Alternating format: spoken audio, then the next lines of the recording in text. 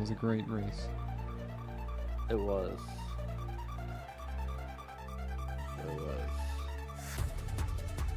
Oh boy. Well, looks like you gotta run. I'm trying. Okay, see ya. Later.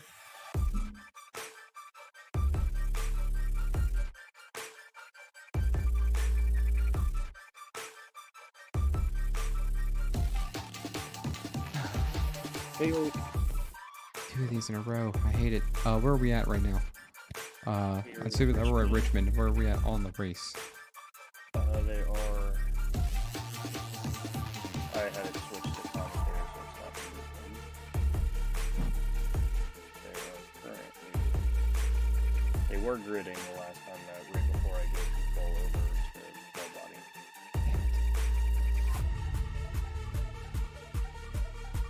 But it does look like he set it to 4 minutes for the gridding countdown, which is about 2 minutes before they start rolling. Jordan, what's your last name? Right now. Quick. Raquel. Thank you. I knew that, but I didn't have time to look. I had to just type. XMS Xfinity. I'm on broadcaster. You're there. Oh my god, we just made it. Oh my god.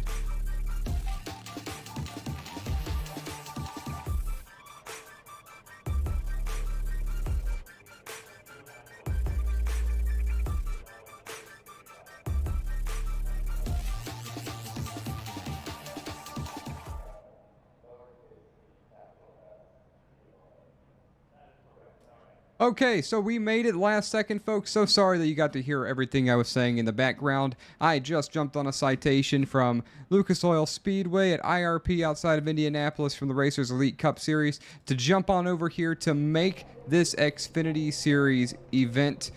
Just jumping in here real fast. Liam Ervig is on the way as well, as he is your primary producer. I didn't want to miss this race. Right now, we're working on getting your paint set up for your machines. Joining me in the booth is Jordan Rockwell, primary commentator for the XMS series. Can't thank Ed Morris enough for finding a way to hold this race for just a brief moment for us to make it. And it just happened to work out. Jordan, tell me a bit about this series and what should we expect from these guys here at Richmond? So this series, I mean, it's a wonderful series. These guys actually race really clean, given the name Extreme. Last week we had a wonderful race at Homestead, Miami. It was kind of a 3-horse race for pretty much the entire first stage. And then out of nowhere, Bryce Senesac found his way into that mix as well. So, it stayed green except for the one stage caution. And, Jacob Brower, Scott Ramler, Senesac, and Alan Fox, all 4 were just kind of playing different strategies, trying to find a way through lap traffic, and Alan Fox ended up finding the way through everything and getting to the front. And Senesac made it really close going into 3 and 4. He didn't want to wreck him. He said he knows Alan Fox very well. He's raced with him. He just said he couldn't bring himself to put Alan on into the wall or anything like that. But I mean, all around it was a wonderful race to watch. Truly exciting, just from flag to flag. Awesome. Well, that's great to hear. This is a racetrack that I thoroughly enjoy. Being Richmond, it looks like we're going to start this race with the lights just turned on, and we're going to end this race with the lights all over the place. And so that means this racing surface is going to change quite a bit, and I'm quite thrilled to be a part of it. And again, Liam Ervig is on the way. He's just not here at this time. He got hung up at his day job. Unfortunately, he lives in the Minneapolis area and was unable to leave. He's got one of those jobs where relief has to come through before he can leave. He will be joining us in the booth at some point. Yeah, it's always one of those things that real life comes first, but I'm sure he is eager to get here tonight, especially after such a race we had last week. I told him all week long how that race in general was probably one of the best races I've seen, and across even the real racing series. These guys really know how to put on a show, and they know how to really race fairly clean and just put on for the fans. This is, here we are, green right here. There's already trouble at the 57. That's Scott Rambler going around right on the green flag. And this is just kind of shows how this racing surface is. It's very unforgiving. And Rambler way down the field already at the beginning. Caution 1 is going to be out right away.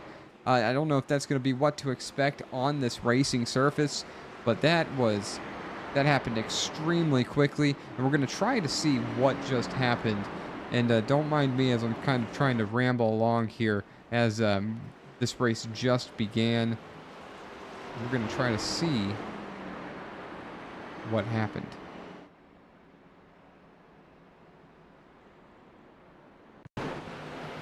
I'm following Joshua Vidal, and I think he gets hung up in something else. So Scott Rambler goes around, but Joshua Vidal, excuse me, in that 26 JP machine, that's what brings out the caution. So we're going to go back to the green flag, and that way we can see what happened to Rambler on this green flag start as well. And this is rough from the lead. Rambler's on the throttle. Looks like he's running a McConey setup machine into turn number 1. Big push from the 38. A little bit of a bump gets him loose. The 3 is there. He just goes right around inside barrier. Caution doesn't come out because he's off the racing surface right here. Back underway, and then of course Vidal brings out the caution. Jordan. Yeah, I mean that's unfortunate for him. Rambler seems to be one of the more dominant racers in this series, and he just keeps getting, bad luck after bad luck. I know he, dominated last week, running out front majority of that race, and then, his strategy ended up not being the winning strategy. And then, the week before that in Daytona, he was out front leading laps, and, strategy once again, ripped a win away from him. And I know in the Cup Series he's had the same issues, and it's just I want to see this man succeed and get a win, because he's been the class of the field for just these first 2 races in the Xfinity Series and the first 2 races of the Cup Series, and he just cannot seem to find his way into that good luck. Well, luck is made in some perspective, and so the longer you're up there, the more likely something can change, and you could turn that luck around. This race isn't over. There's a long way to go in this one, but if it's anything like the way I used to remember Richmond, it is extremely hard to pass here. And the Xfinity cars, they tend to have that mantra about them already. They're tough to drive. They seem to have a little bit less horsepower than you want them to drive. It's almost like a boat kind of feel, but it's more of a driver's car, and that's what makes this exciting. Is we're going to get ready to rack them back up here and try our first restart of the night here for the XMS Elite Xfinity Series. And can't thank these guys enough. They extended the grid time, giving us just enough time to come on over from the Racers Elite Series to put on this show tonight. Jordan, thanks for being patient and holding down the fort while waiting for me to make it on over for this one. Absolutely. I mean, you got to do what you got to do. All right, so the top 5 here getting ready to go. We got Jacob Brower, Lawrence Holman, Rominger, Sinisak, Alan Fox. That's going to be your top 5. Forrest Smith be outside row number 6. We have 31 drivers that made this race. That's a huge field at Richmond. Just an outstanding showing. And as these guys are getting ready to come around, brief moment on the weather. Put that up, and we'll get back to that in a few moments. As it's getting back to green, as Brower's going to lead them into the restart zone. Gets one big jump over the Lawrence Holman machine into turn number 1. Side by side for the rest of the field. Yeah, and you can see that restarts are going to be pivotal for this kind of track. You want to kind of get out front, run away, kind of get yourself in that clean air, keep yourself there, and just kind of set sail. I'm interested in watching, the '09 of Senesac and Alan Fox. Those two really had a strong showing last week, and already showing some speed here tonight.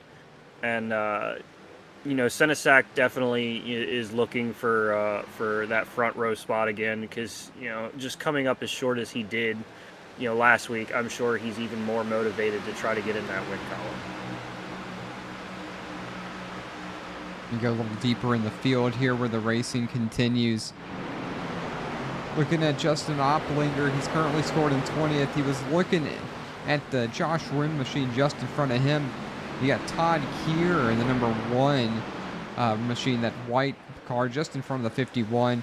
Trying to hold off. 51's got a great run out of the corner down the front stretch, cross start finish line. It's going to kind of throttle back to set himself up in the corner. The one slow on the entry. 51 does a great job passing on the outside. And and there's different ways that you can attack this racing surface. On the trucks and the Cup side, I couldn't speak so much for the Xfinity side, but you can take that low line around, or you can look for the balance by running pretty much the middle lane across the entire racetrack. So you're going to see some drivers like that low line and that left tire on the other line, and others that are never going to go down and touch it. You got a lot of wiggling right there for that number 38 machine of Alan Dobbs, 3 wide right in front of them.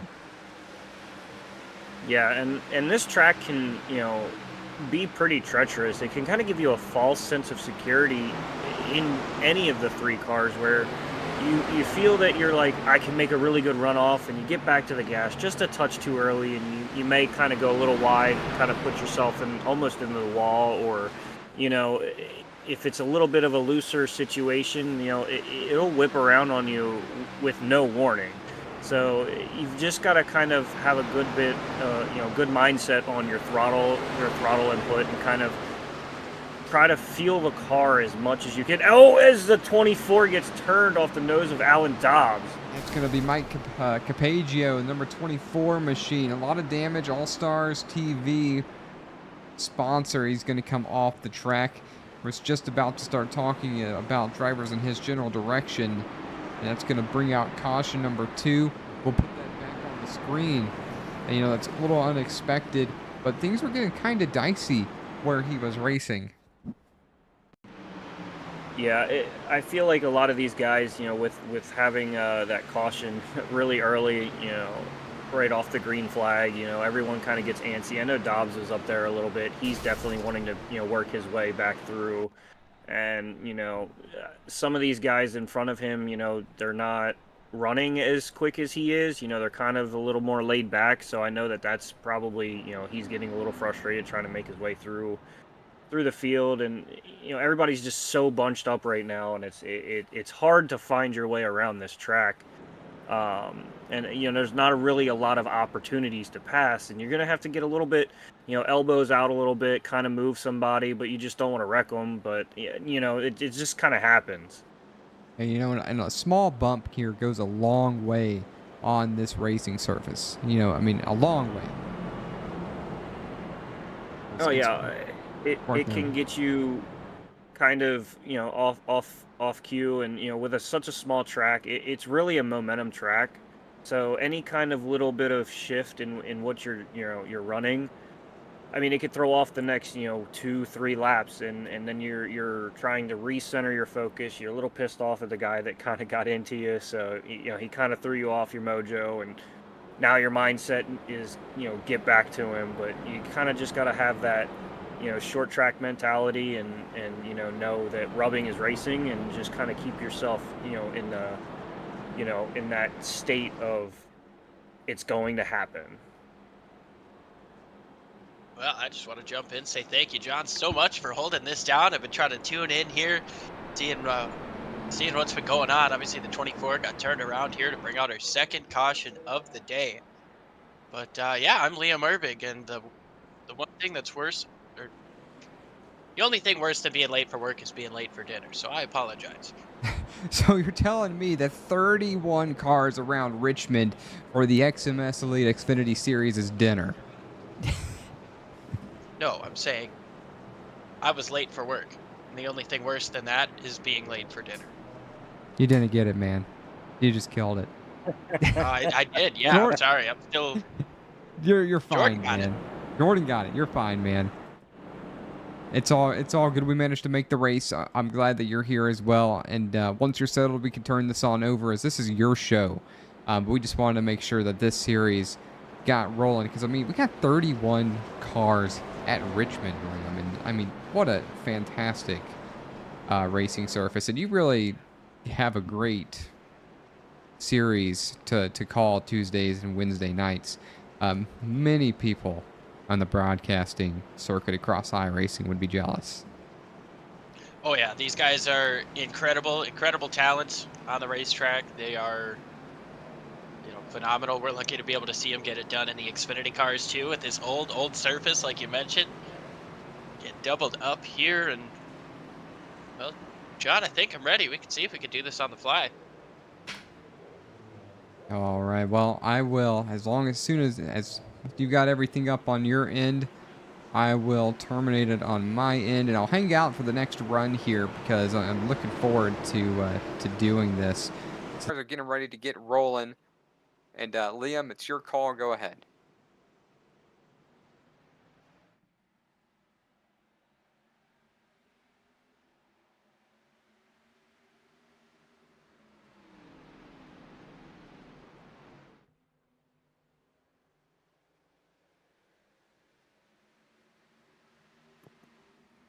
Yeah, and I'm really interested to see these guys get a long full run here, because we're gonna see some people drop back that are up here in the front right now, and I think we're gonna see the 73 work his way up, Senesac work his way through these guys.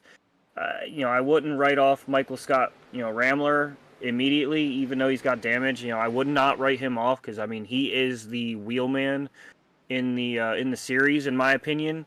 I mean, he's already back up to 17th after having that, green flag. Oh, we got a little bit of contact with that wall. Four wide.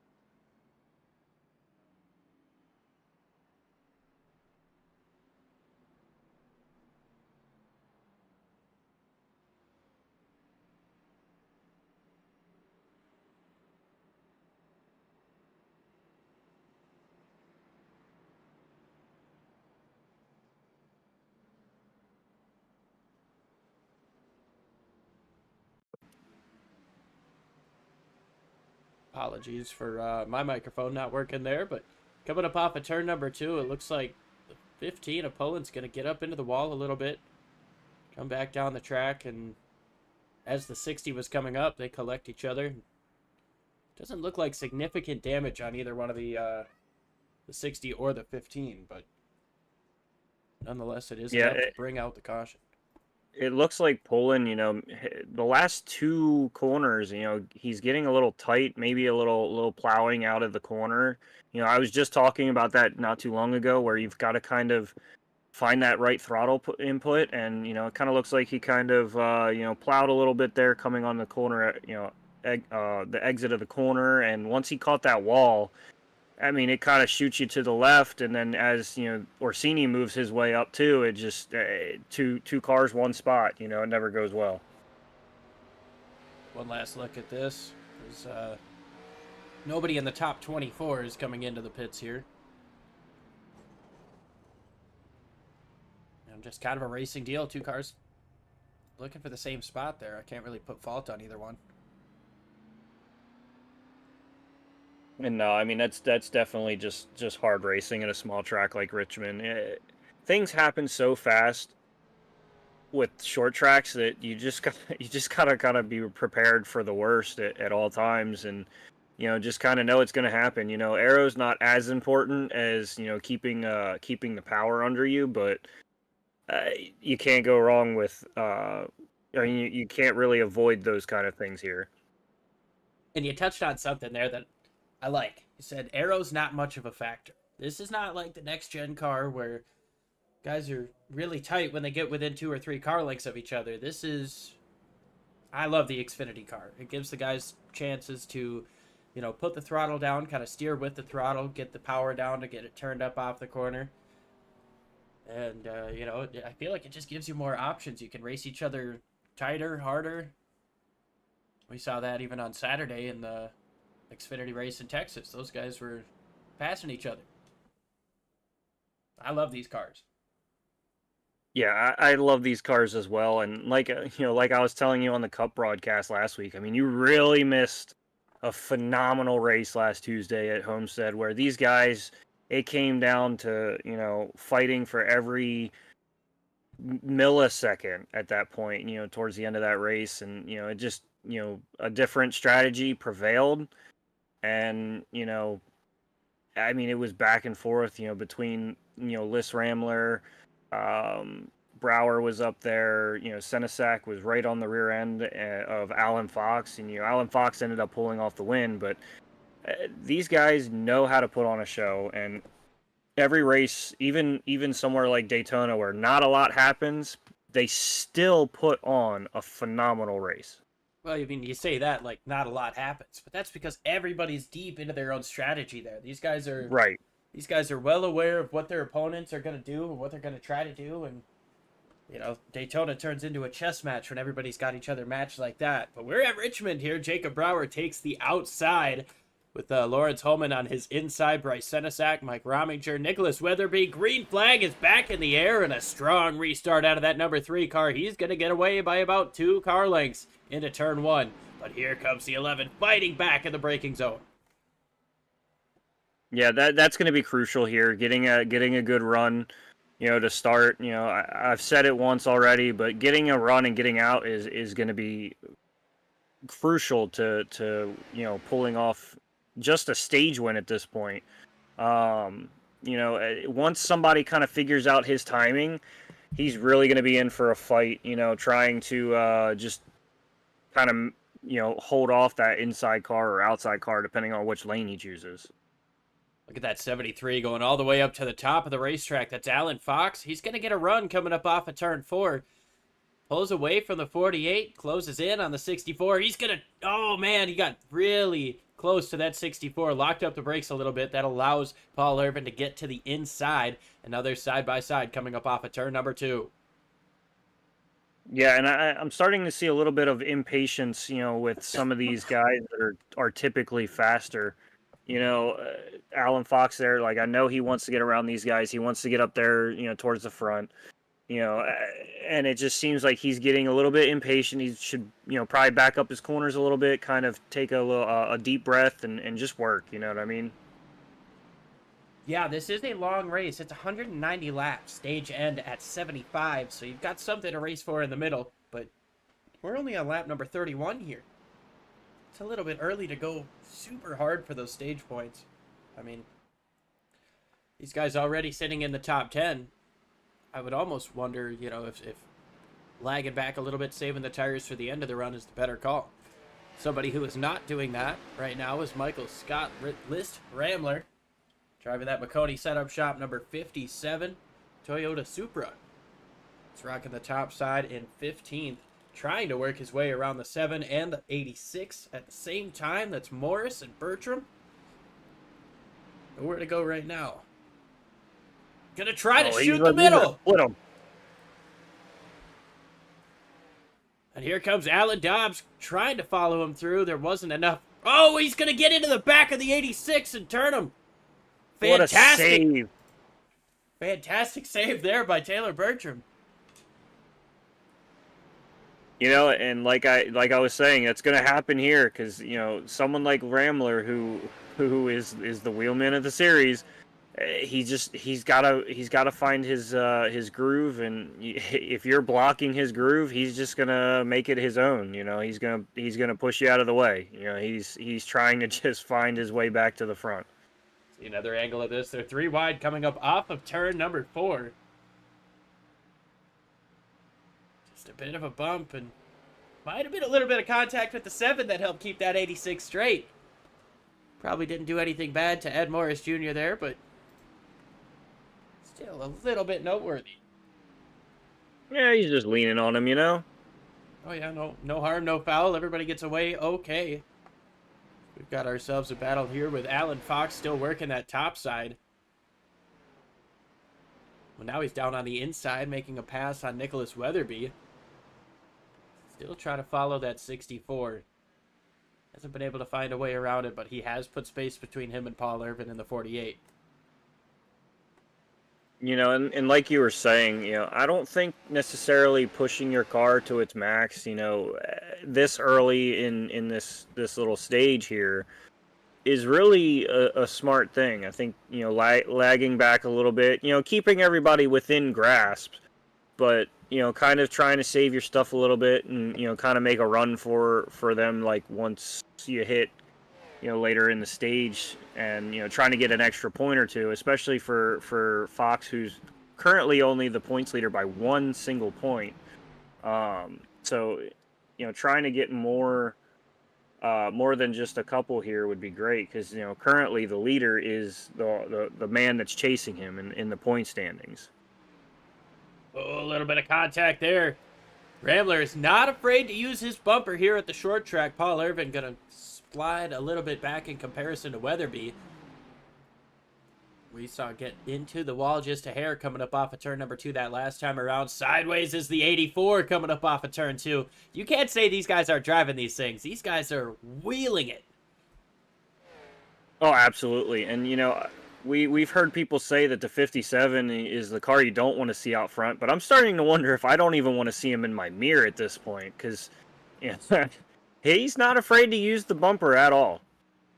No, he has shown on now 2 occasions here on this green flag stint.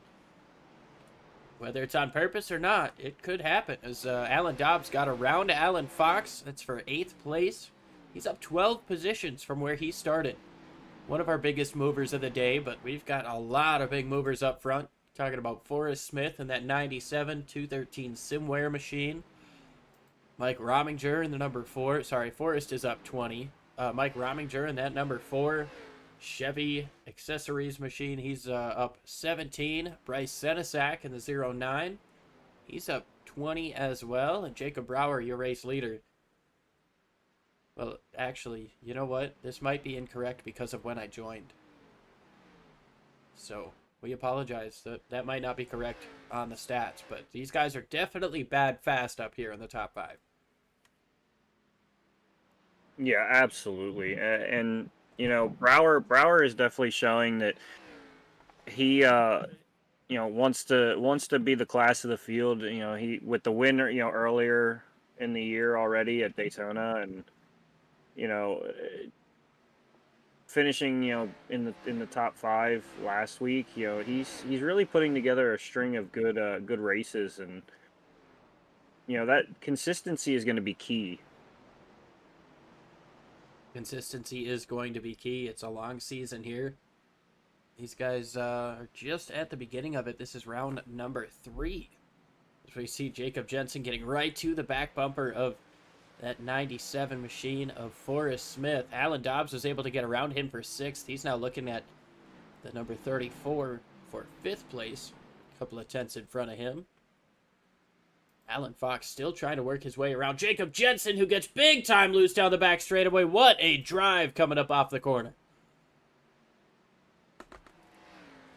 Yeah, he's definitely feeling the pressure from that 73 right behind him. You know, he's not really wanting to give up that spot, and, you know, he's making Alan work for it, but it looks like now he's kind of rethought it, and he might not be giving it to him. I thought he was going to let him go in there on the inside there for a minute, but, you know, I think he just got stuck behind that 97 a little bit. Now they come up off it of looks turn like the 73 is trying to use him as a pick now.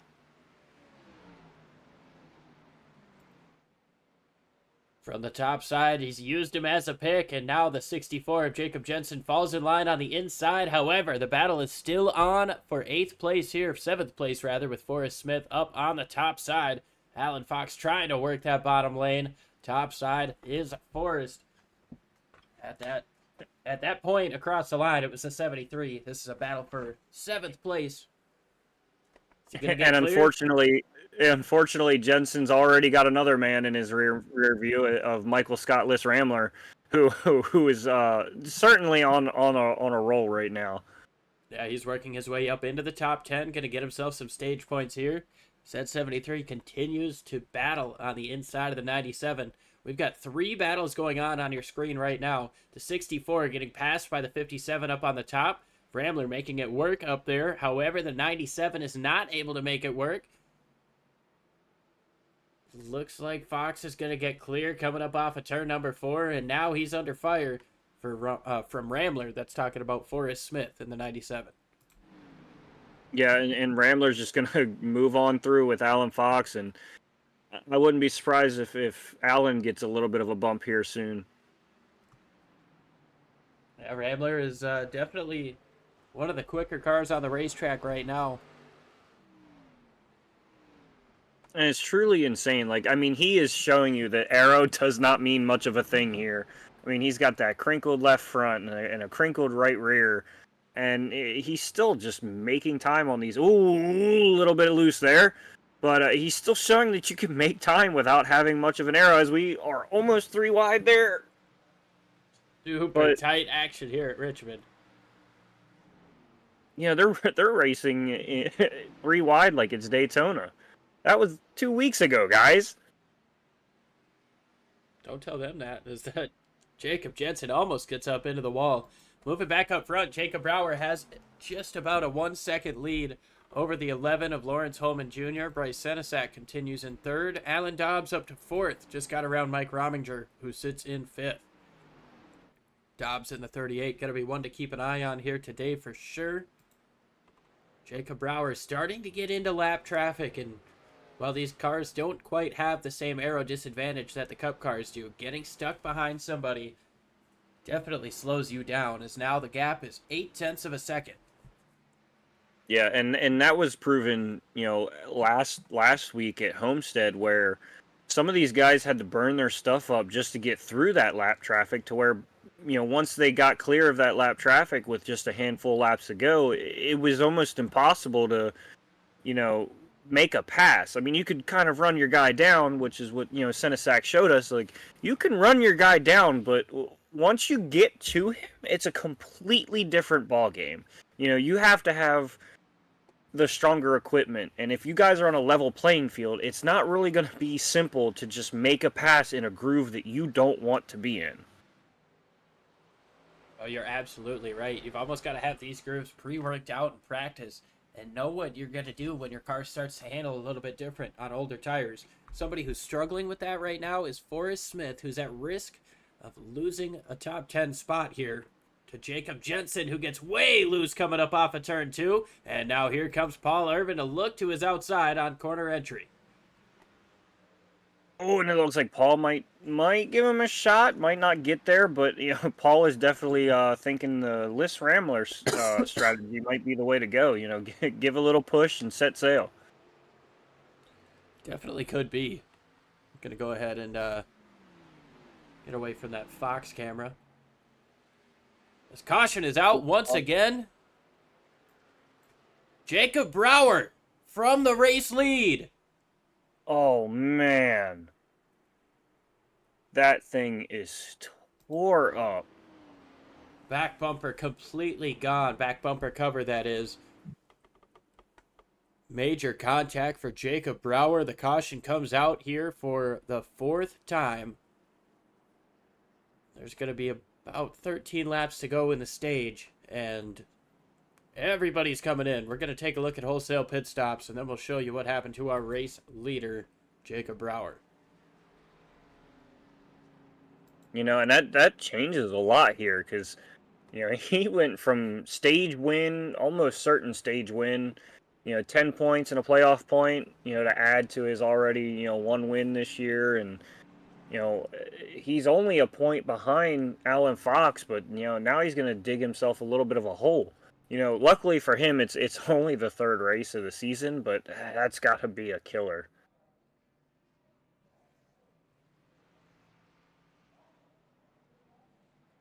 .09 is going to beat the 11. Alan Dobbs may have won the race off pit road there. we're going to go ahead and show you what brought out the caution flag. And we'll figure out the restart order.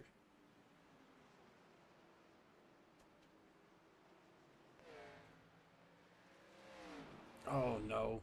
The 91 might have come down the racetrack. That was a bad angle. That's just unfortunate. That's why lap traffic is such a hard thing to deal with here.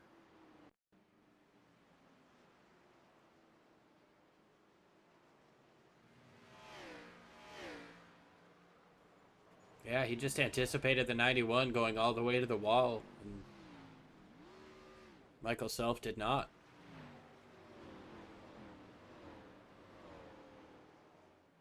Yeah, and it's just unfortunate, but like at a small track like this, it's just known to happen.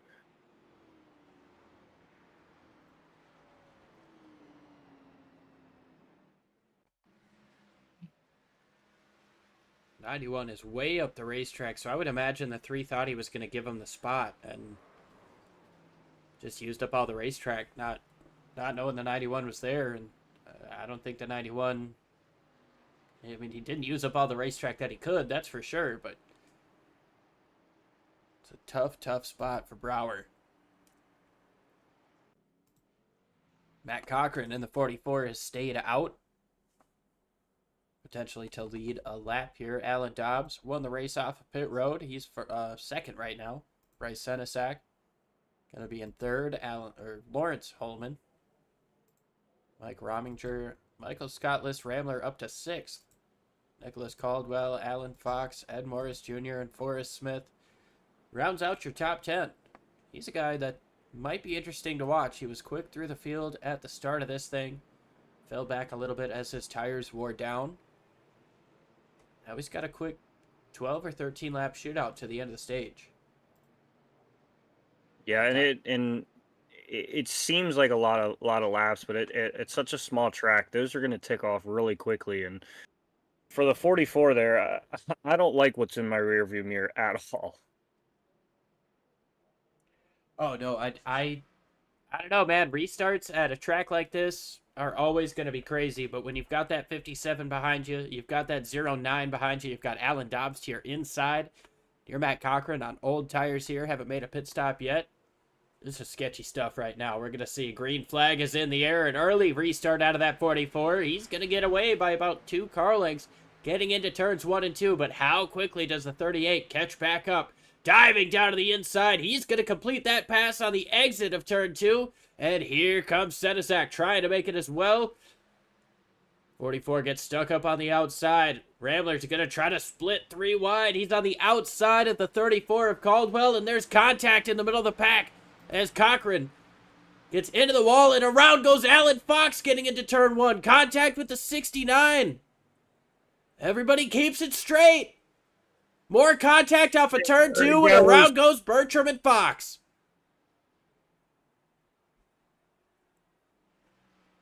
Caution is out once again here with less than 10 laps to go now in the stage. And like you said, these restarts, a lot can happen, and right there is just the proof in it. I thought everybody was going to get away there, and just when we thought we were done, they're still beating and banging. So you can see that 73 getting turned just in front of these guys. This is actually what brings out the caution. Josh Wren got turned around while checking up for that incident. Turned into the wall. That brings out the caution. But Taylor Bertram,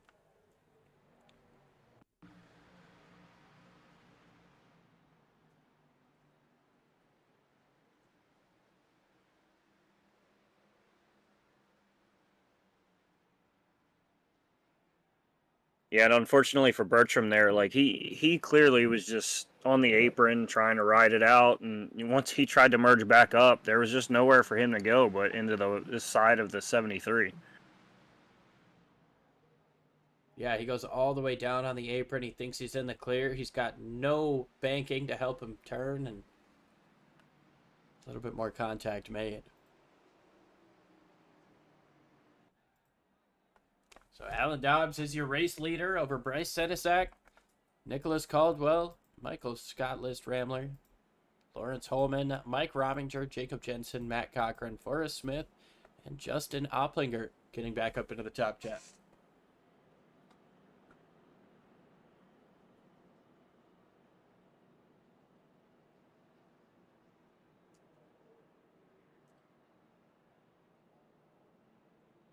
Well, we can't thank everybody enough for tuning in live here on Sim Racing Media. We know it wasn't really a conventional start to our show, but once again, we got to thank Jonathan for jumping in, getting the show started so that we could run with it.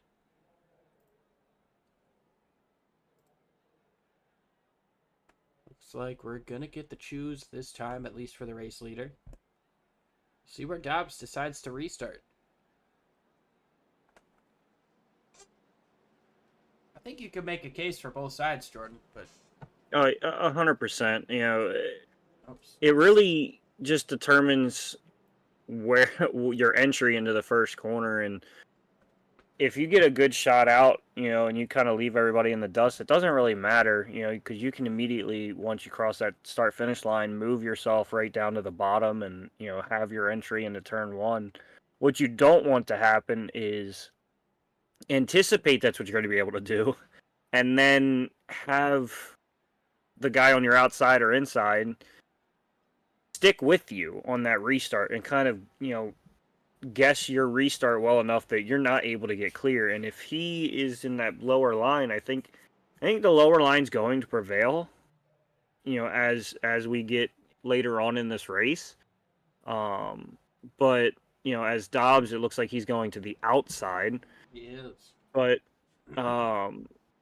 if Senesac can kind of time this this restart and kind of stay inside of that 38, you know, I think he can make that bottom work. You know, I don't think the top is very strong, you know, but it's definitely strong enough to make it a case that you can run out there. I mean, we saw Liz Ramler running out there. We saw, you know, Alan Fox, he was running a very high line but making it work. And, you know, I think it's very, very determined on, you know, on the driver. Yeah, I tell you what, I feel like at this type of racetrack, with this corner entry, I like the outside. It gives you a more straight entry down, and you can utilize the racetrack on the exit. Here comes the restart, and a strong one coming out of that 38.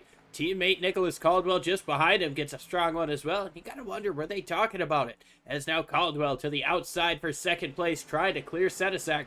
Gets to use up all the racetrack he wants. Senesac a little bit loose, not willing to give up that position just yet, but he's gonna have to entering turn number 3.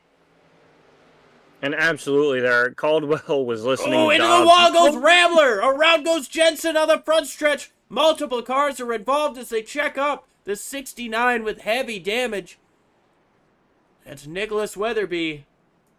Michael Scott List Rambler's day, his roller coaster day has just gotten worse. It's so unfortunate, you know.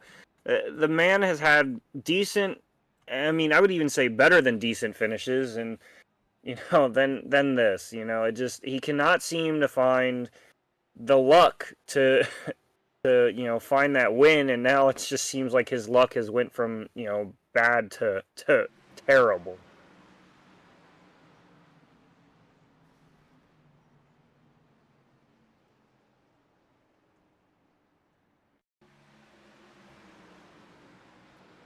We'll jump it back a little bit further here.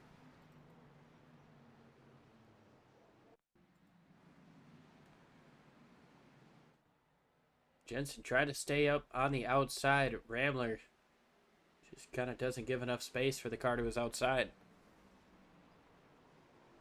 Yeah, no, it's just a bummer.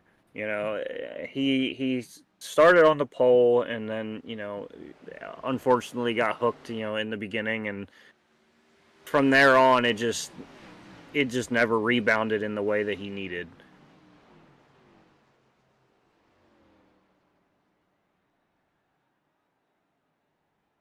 Oh, definitely did not. Go ahead and ride on board here with Weatherby.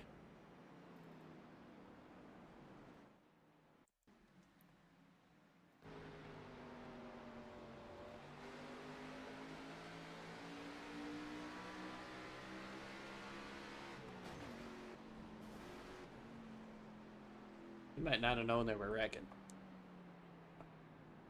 Yeah, I mean, things happen so fast. It's just hard to anticipate that stuff. Even if the caution's out, it's hard to anticipate what's going on. It's not a very high visible track. You can't just kind of see things clearly. So just unfortunate.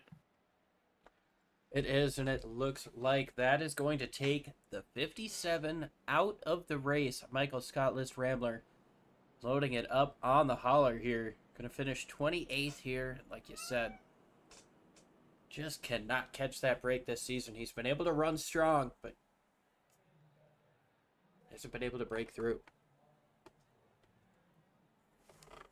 Yeah, and it's gonna come his way. There's no way that it doesn't. He is constantly up front. I mean, the pole, proves that he can run fast.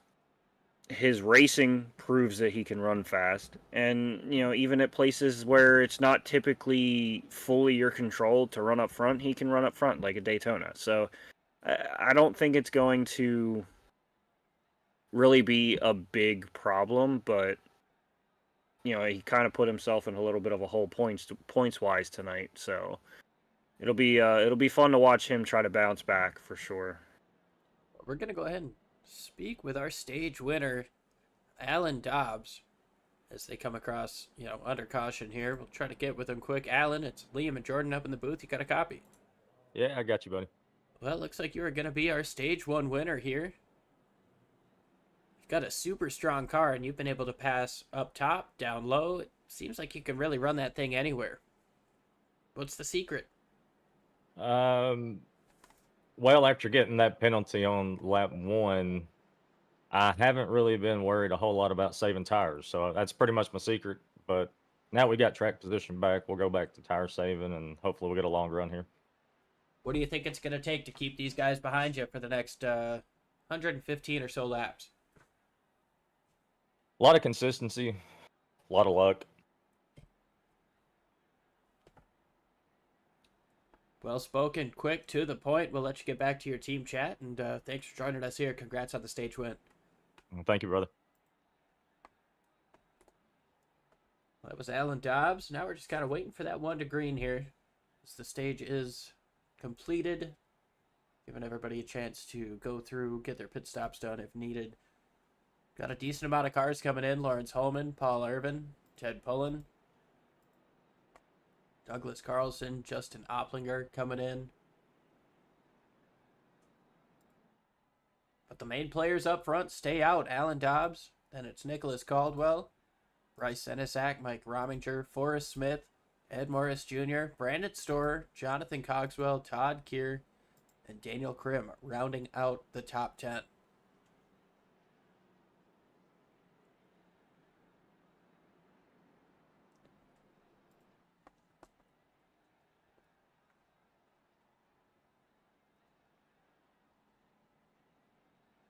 Well, we're going to go ahead and step aside here. Show you guys who helps these guys out here on the Extreme Motorsports Elite Xfinity Series Season 19. I'm just now noticing a little graphic error I gotta fix.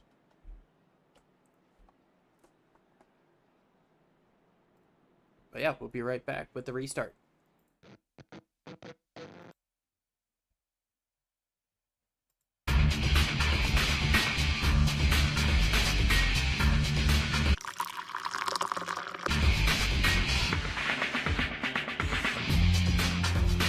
Allow Extreme Scoring to do the work for you.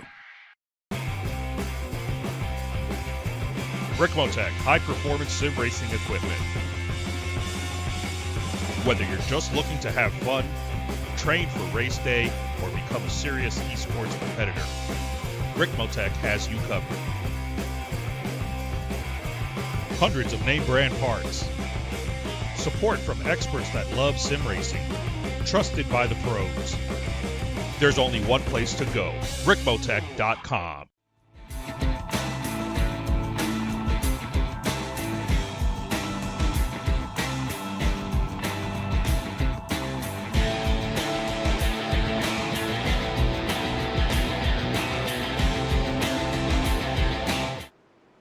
thought we were going to cut that off and finish it up later. We've got a restart to worry about. Alan Dobbs on the top side of Bryce Sedesak coming up off of turn number 4 into the Geico restart zone. That 38 gets on the loud pedal and gets away. Bryce Sedesak has Nicholas Caldwell to his outside, but not as nearly as good a restart as it was last time. Sedesak gets in to second place, clear for it.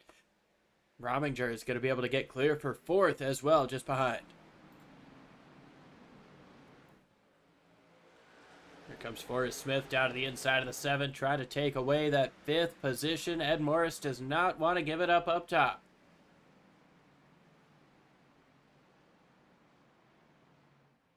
Side by side for the race lead, Bryce Sedesak getting to the inside of Alan Dobbs. He's going to dive it in, a little bit of contact on entry. Dobbs slides up the racetrack, and that's going to allow Sedesak to get clear for the race lead, but here comes a crossover attempt getting into turns 1 and 2.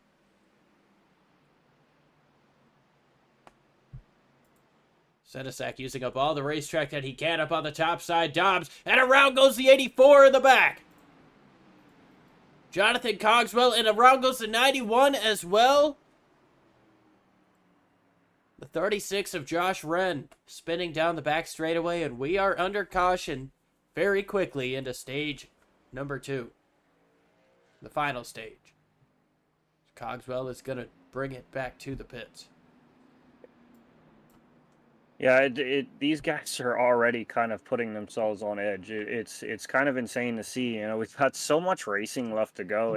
I feel like some of these guys are making some moves that they don't necessarily need to be making. Oh, man, the 84, he got loose coming up off of the corner, and Ed Morris just got into him.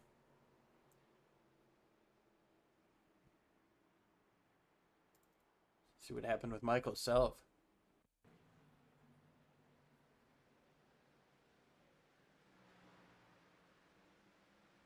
Oh, he smacked the wall, came down into the 14. I think that would have happened anyways. And Josh Wren, so 3 separate incidents all at the same time.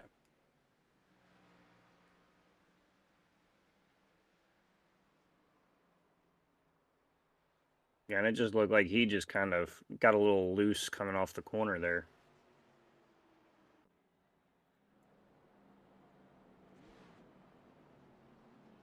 Yeah, he might have seen what was going on in front of him, but just pulled a little bit of a, oh no. A little bit. We're going to go ahead and finish up that commercial break, and we'll be right back for the restart.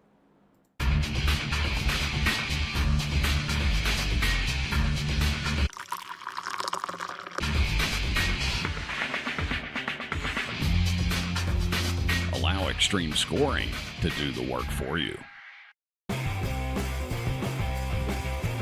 Raceway, high-performance sim racing equipment. Whether you're just looking to have fun, train for race day, or become a serious esports competitor, Raceway has you covered. Hundreds of name-brand parts. Support from experts that love sim racing. Trusted by the pros. There's only one place to go, rickmotech.com.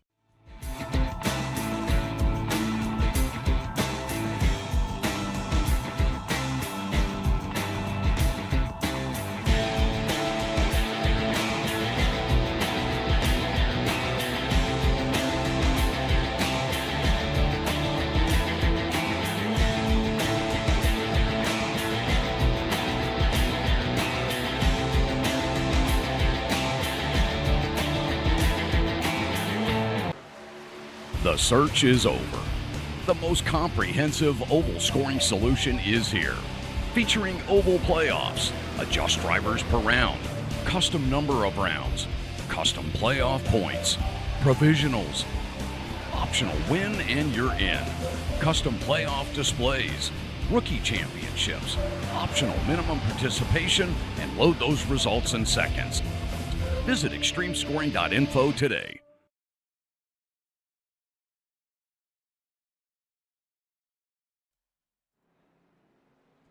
Back live here at Richmond, and that choose cone looked pretty similar to last time. 38 takes the top.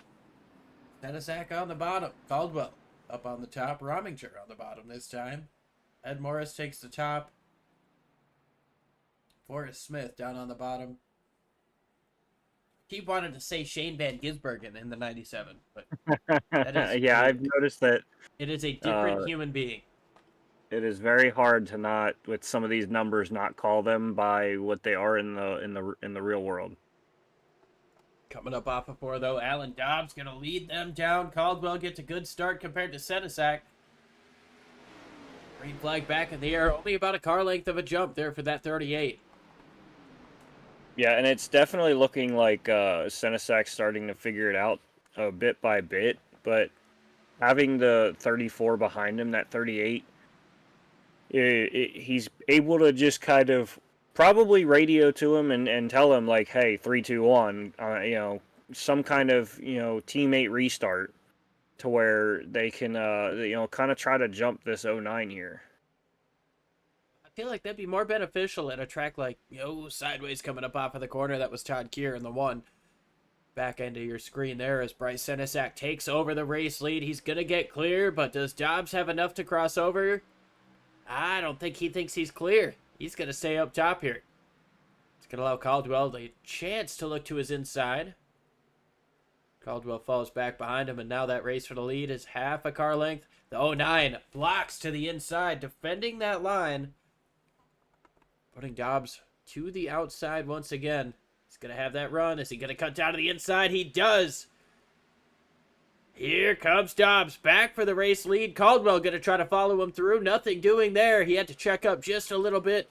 A little bit loose there is Dobbs on the inside. And here's Senesac. Amazing drone flying by this drone pilot here. He's getting amazing angles here. Coming up off of turn 4.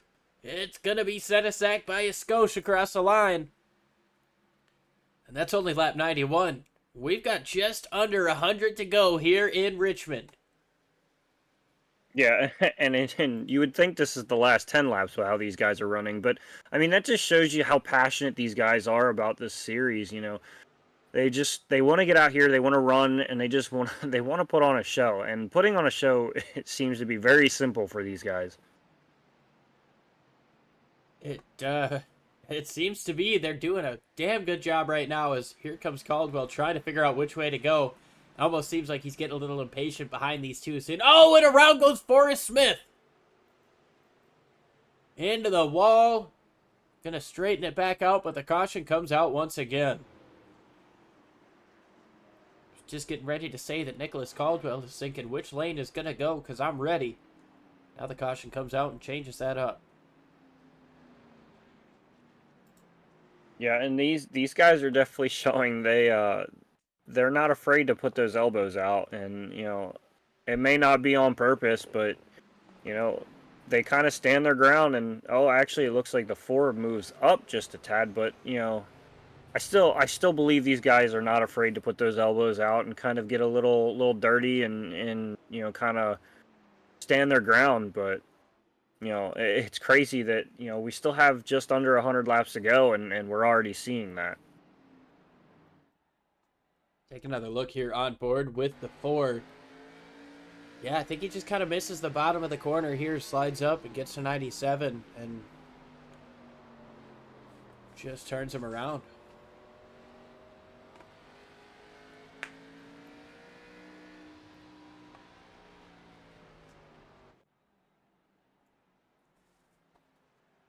Smith's going to get some of that damage looked at.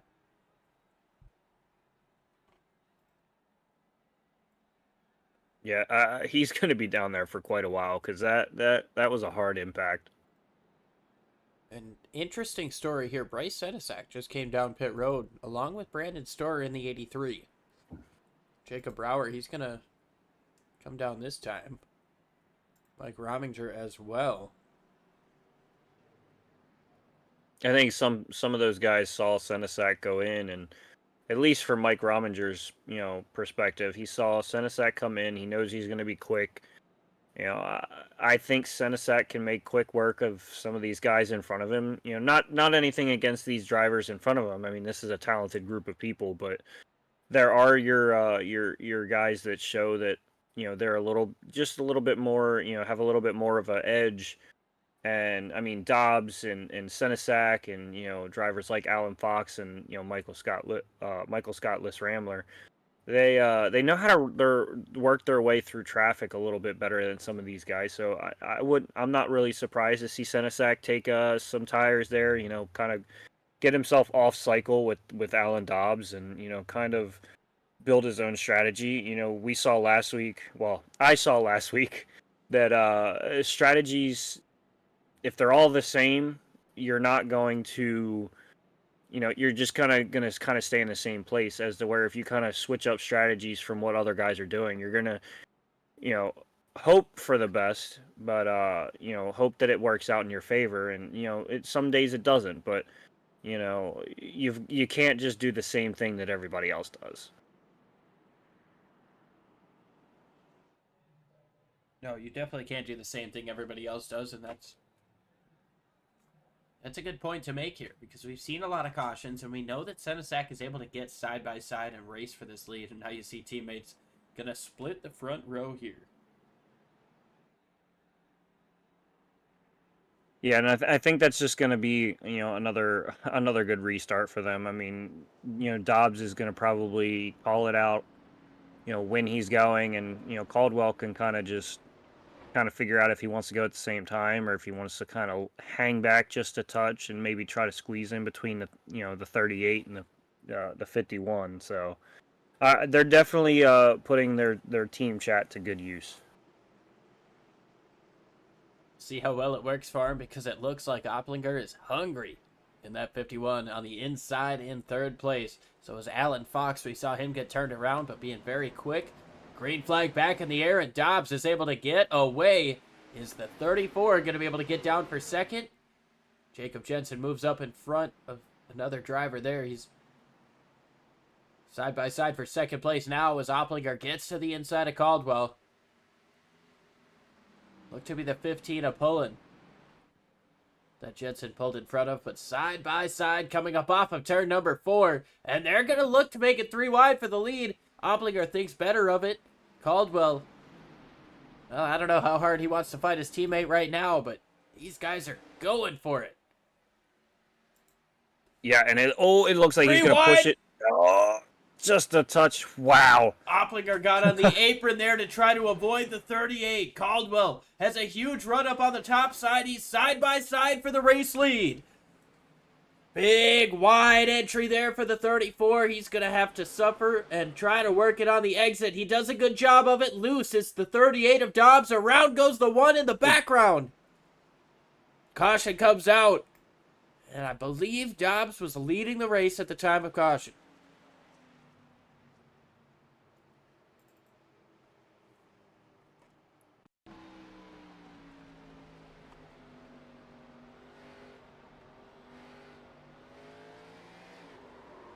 Looks like the 1 just got loose all on his own. Yeah, and that's a tricky thing with these kind of tracks and even these cars. They're a little more stable in my opinion than the next gen.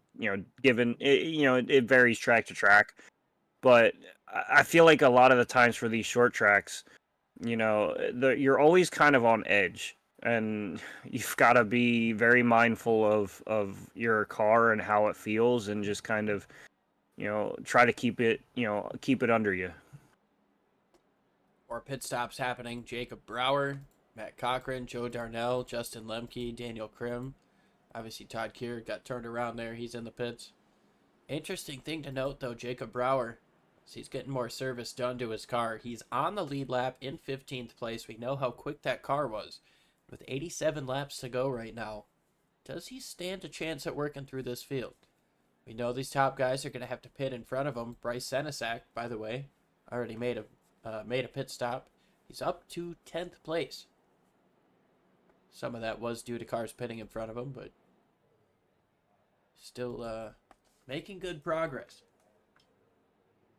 Yeah, absolutely, and he's just gonna bide his time. He knows that he's gonna be faster than these guys. They have he has fresher tires than them. He's not gonna really be worried about what they're doing, because at some point he's gonna cycle out to the front, and I don't know what his strategy is. Maybe he's hoping that he cycles to the front, when these guys need to pit, and hopefully under green, and that he catches a caution where he could possibly kind of get that free pit stop, possibly lap everybody, because it's a short track, possibly put everyone a lap down, get a timely caution, and kind of get a free pit stop. Free pit stops are always nice. Able to get those fresh tires, hold on to your track position. That's a good call there. Joe Darnell comes into the pits. Some of the lap down drivers as we work. Yet another caution here.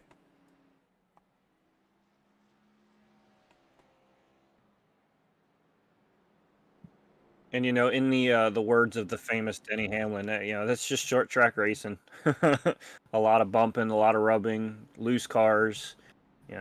It's just how it goes. And we love it. There's nothing better than a short track.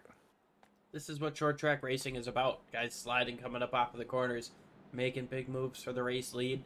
Almost hitting, but not quite. Here comes the choose as Dobbs takes the bottom. Caldwell up on the top. 51 to the bottom, 7 to the top, 60. And now I've lost. So Orsini to the bottom, Alan Fox to the top. Jacob Jensen in 7th on the bottom. Paul Irvin in 8th up on top.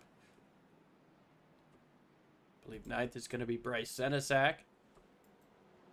With Ted Pullen to his outside in 10th. Brandon Storer in the 83. 97 is Forrest Smith.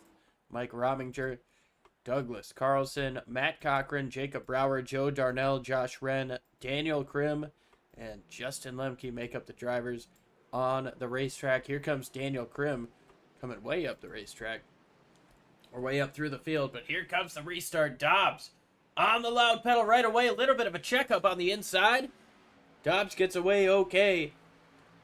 Oplinger looking to the inside of Cogswell. Or Caldwell, rather. Cogswell is out of the race.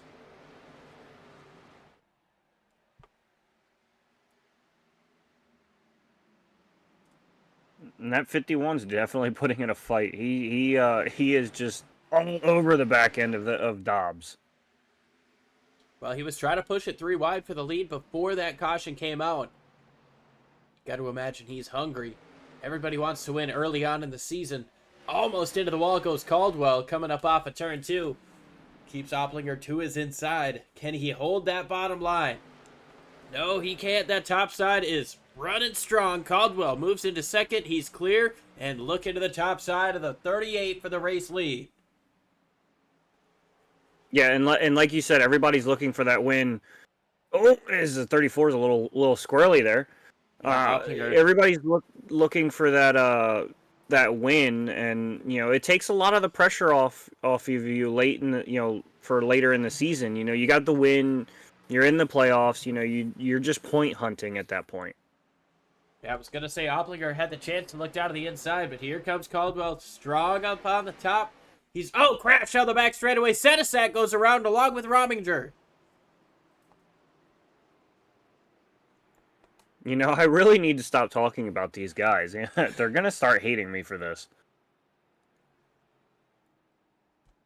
Sometimes it just happens.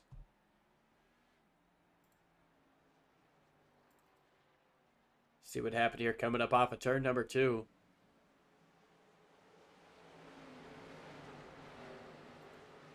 Senesac gets loose, and not sure if there was any contact. I believe Rominger, he definitely got turned around and made inside wall contact. But I believe he should be okay. The damage doesn't look... Well, he's got a crinkled front end.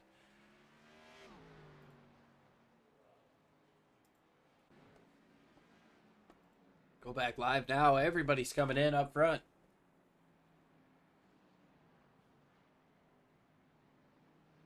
That takes away Senesac's advantage. Now he's going to have to do it the old-fashioned way. Equal tires. Yeah, and stands. Yeah, he probably had his entire game plan just kind of thrown out the window there.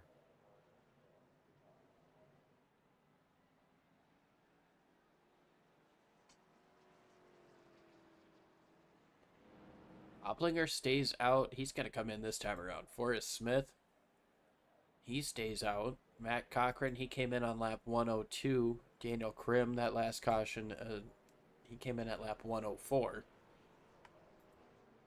Not sure what Smith's got going on. Going to the back.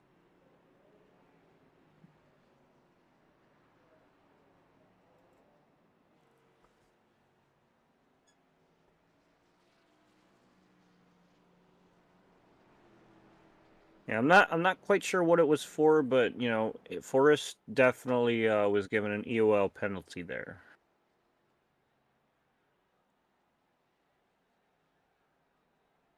Matt Cochran in the 44. He's going to restart in the race lead over Daniel Krim, Alan Dobbs. Just a couple of lapped cars in between. Hoping that those top two take the pit stop so they can get the wave around. Nicholas Caldwell in 4th. Alan Fox up to 5th place. Frank Orsini, Ed Morris Jr., Jacob Jensen, Paul Irvin, Ted Pullen, Brandon Storer, Douglas Carlson, Joe Darnell, Bryce Senesac back in 14th. Jacob Brower in 15th. And Josh Wren, Forrest Smith.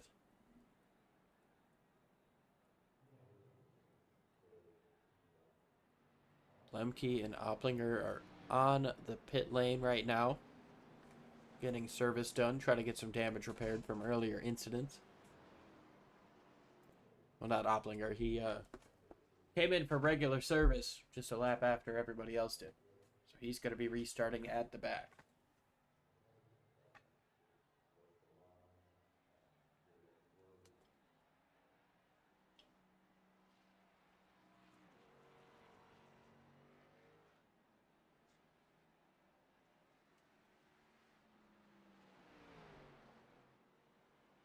Doubled up front. Matt Cochran chooses the outside with Krim to his inside. Then Alan Dobbs and Nicholas Caldwell make up row number 2. Fox and Morris, then Orsini and Jensen, Irvin and Pullen.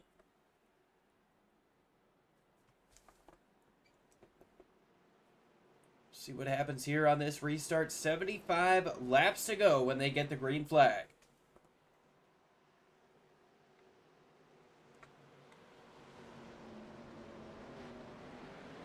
Early on the throttle is the 44.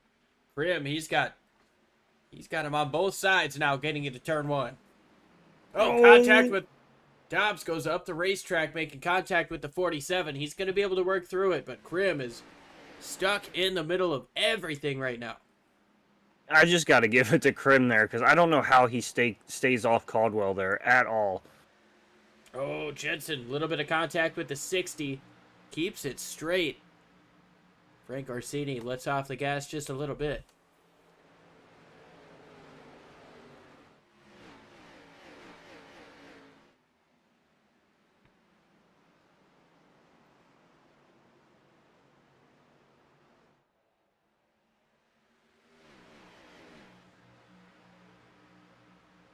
Alan Dobbs takes over the race lead. Caldwell chasing behind. Alan Fox in 3rd place. Matt Cochran falling back.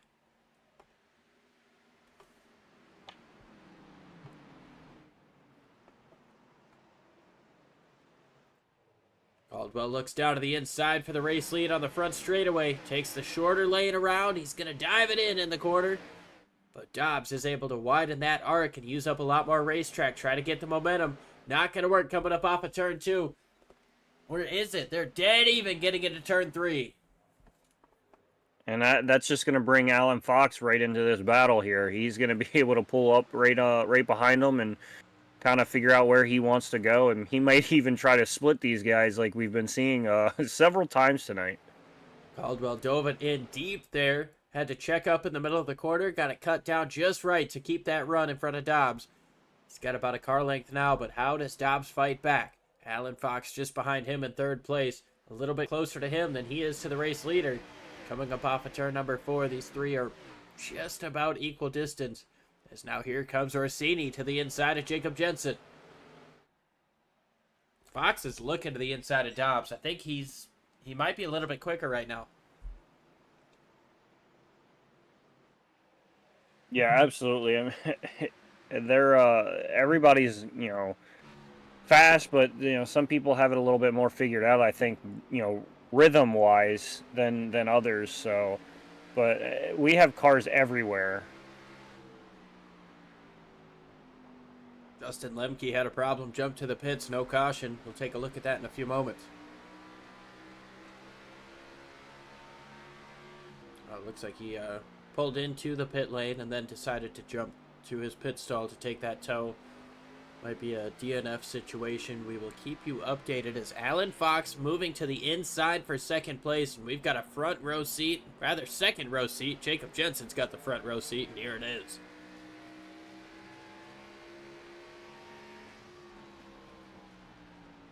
Yeah, and I'm not surprised to see Alan Fox up here making moves, trying to get himself back to that that lead spot, trying to make it 2 in a row. He's going to get clear for second coming up off of turn number 4 here. Dobbs tries to cross him over. Thinks better of it, stays in line behind. He's got to defend from this 64 that we're riding on board with.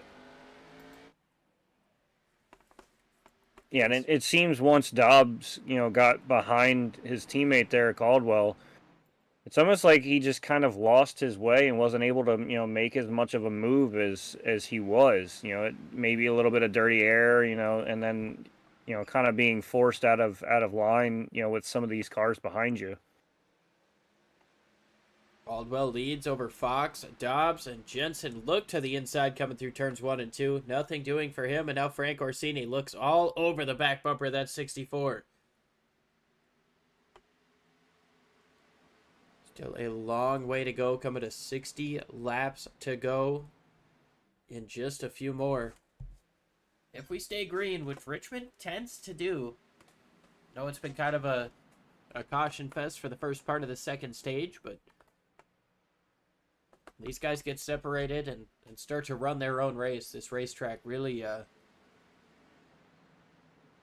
turns into a true short track where guys who save their stuff are going to float their way up to the top of the field, and guys who push too hard, they're going to fall right down to the bottom. Yeah, and that's a big thing, is just kind of hanging on until that last stop and trying to, prolong the life of your tires and, just kind of hang around. And then once it's go time, kind of push your car just to the edge and, work your way past everybody that, was already burning their stuff up and just kind of set sail. My question for you, Jordan, is these top two, they're running really quick lap times. Compared to the rest of the field, they are definitely on top. Are they burning too much stuff too early with 60 laps to go this time around? Yeah, I mean, you're always, when you make a gap like they are, you're always in danger of pushing things just too far. You see that, that lead, like Alan Fox, he sees that lead, it's right there. He wants it. Who doesn't want to be in the lead spot? But you kind of have to take that primal instinct almost out of your mind and just kind of run your own pace, run what you can do, and not overdrive it. And that goes for Caldwell as well. He sees that 73 in his rear view mirror, and he's thinking I do not want to give this up. So that primal instinct takes over, that he's just got to outrun the 73, and over time that's gonna tear their stuff up. And yeah, Alan Dobbs could be in the perfect spot right now, just kind of hanging back, keeping the cars behind him, and then once these guys burn their stuff up, just going up and making a pass for it. Here's something that I want to note. These last couple of laps, the 73 Alan Fox is half a lane to a full lane lower than the 34 of Nicholas Caldwell coming up off of these corners. He's able to run these corners a little bit lower and kind of roll through, so I gotta wonder, is that him managing his tires a little bit better and utilizing a better line, or is he using up more stuff down there on the bottom? It seems like he's closing in on Nicholas Caldwell just a little bit. Yeah, I'd almost wonder if he is kind of burning that stuff up more, because it seems like he's digging a little bit more, as where the 34 kind of looks like he's coasting, kind of floating through the corner, for a lack of better terms. And, you know, Allen could be, it looks like he gets a little bit of a gain into the corner. So I wonder if he's, kind of letting his entry be later than say Caldwell is. And, as Caldwell is kind of letting the car do its own work and slowing itself down.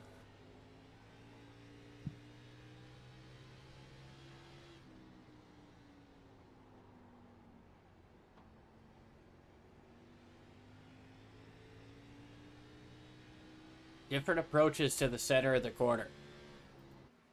Seems like the 34 rolls the center a little bit better, where the 73 uses that to turn. We'll see how it goes, as we've got 54 laps to go right now, coming to 53, and just 2/10 separate the top two. Meanwhile, Frank Orsini is trying to make a run on Jacob Jensen, and Ed Morris Jr. wants to spoil that party because he's got friends, maybe not friends, behind him, but he's got some traffic. Yeah, and as the 60 gives a 64 bump there, that 7's definitely looking to the inside there, and definitely trying to make his way through these guys. But it's interesting to see all these different lines and seeing kind of some people just kind of waiting for others to make the mistake instead of forcing their the issue and trying to make the passes on their own. There's a mistake out of the 60. He goes wide coming through turn 2. Almost hits the wall, has to let up off the throttle, and that allows Ed Morris to get to his inside down the back straightaway. Gonna clear himself coming up off of 4, maybe not, as Orsini stays strong up on the top side. Yeah, and I mean, like I just said, you're just kind of waiting for the others to make the mistakes, as Orsini gets a little bit loose off that corner too. Morris trying to get clear because he feels like he's faster than the 64 in front of him. Big slide out of the 64 at Jensen, but that doesn't even hurt him because these guys side by side behind him can't use up all the racetrack they want. Maybe it did, as this corner entry lets Ed Morris get right to the back bumper of the 64. Orsini a little bit loose coming up off of turn 2. Morris lets onto the brake a little bit sooner than the 60. Yeah, and like you said, not able to use that full track. The 7's not able to get that full, drive off the corner because he's having to kind of stay under the 60. So he's not getting that full use of that track all the way up to the wall. Orsini tried really hard to fight it up on the top side, went in a little bit too deep, slid up further than he wanted to, and now he's under fire from Justin Opplinger in the 51. And that's the thing with short tracks is someone is obviously always behind you, waiting for you to make a mistake. And once you do, the car that's behind the car that's behind you is going to just follow in suit. He's going to see that you're struggling. He's going to see that you made the mistake. He's going to be like, all right, I know this guy in front of me is going to get by him, so this is my chance to get through him too. And it looks like Orsini's going full send with the top side now. He's trying to stay with these guys, and I gotta wonder if the better call here is to just kind of let your tires cool down for a little bit of time. Might lose a few spots now, but later on in this run, as we've got 45 laps to go when the leader crosses the line, might be able to stand a chance. But he still fights hard up on the top side. Is now he's Opplinger there. Justin Opplinger gets into the back of Ed Morris, gets him sideways, has to let up off the throttle. Here comes Senesac out of the inside. Yeah, and once again, we see a guy make a little bit of a mistake. Opplinger makes a little bit of a wiggle, and Senesac was there. He just wasn't quite able to make a full move on him. Sideways there out of the 60 coming down the back straightaway. Frank Orsini trying to keep that car underneath him. Bryce Senesac starts to move up the racetrack. 7th place. He's 3.5 seconds behind the race leader, Nicholas Caldwell, who still has a very hungry Alan Fox right behind him. And it looks like they've switched up lines a little bit now. Fox with the wider entry, still cutting down on exit. Yeah, and the the entry and through the middle of the corner isn't really what I'm worried about. It's the cutting, that exit and kind of trying to drive off as sharp as he is. You're gonna possibly wear out that right front tire, and you're gonna start getting a little bit of tightness, throughout the corner.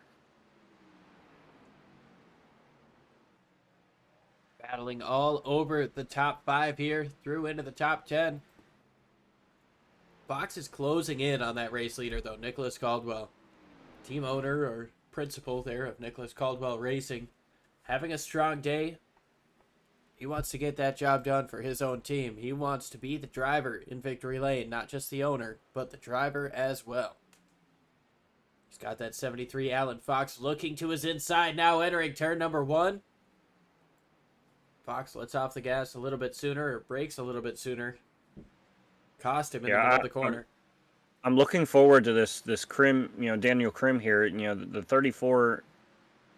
I was thinking maybe Fox would try to use him as a pick, but he didn't quite get to the inside there enough to kind of make that a thing. But Allen's going to need to find one of those lap cars and maybe try to force Caldwell into one of those having to back up a little bit earlier because of lap traffic.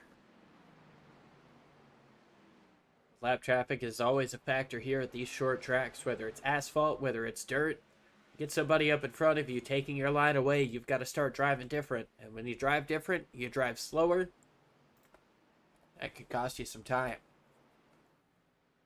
Yeah, I mean, it's all about rhythm. You want to run the same way every time. You want to hit your marks every time.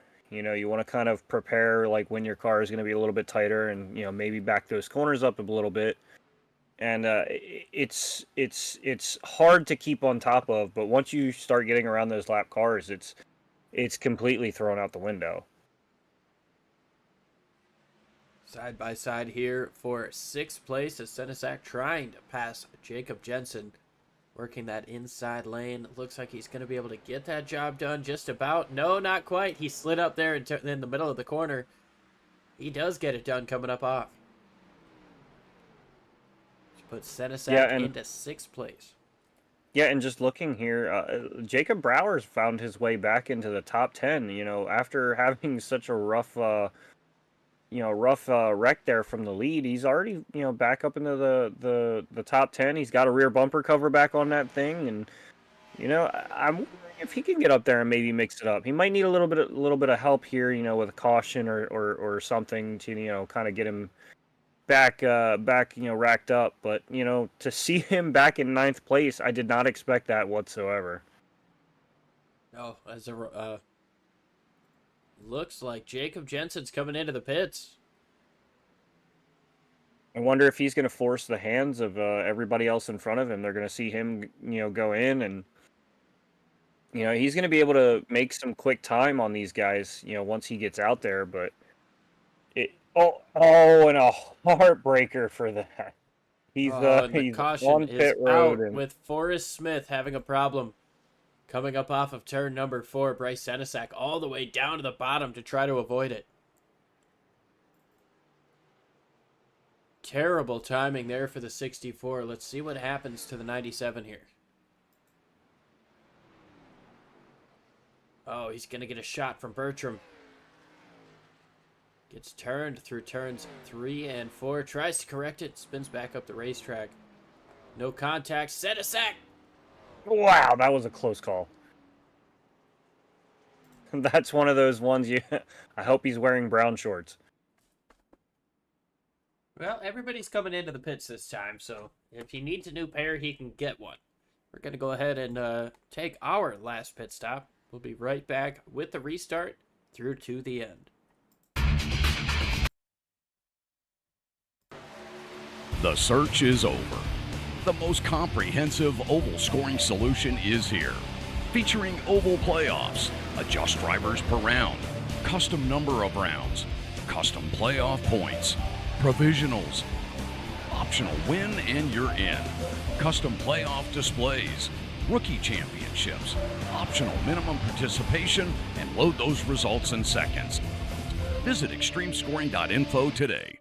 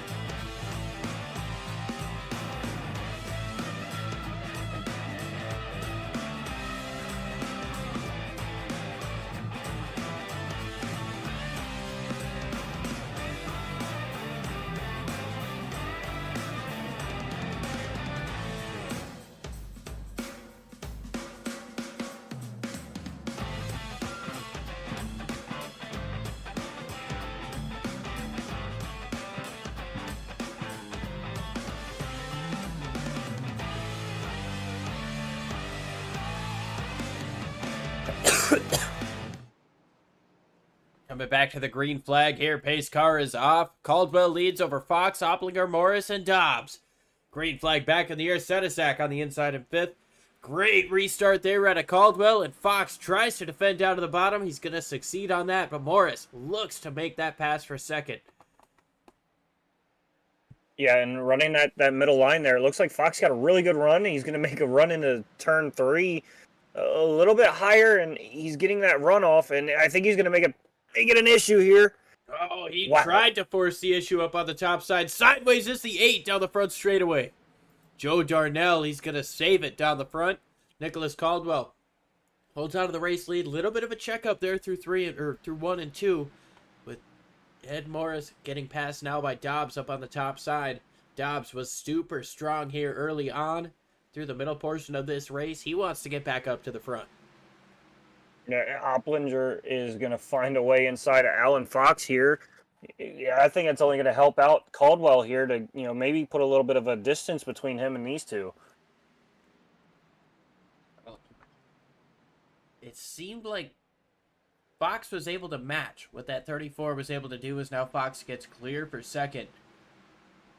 With a lot less time on these tires, and you know how far you have to go now. You don't have to sit here and save and wonder how far do you have to go. What kind of effort are we going to see?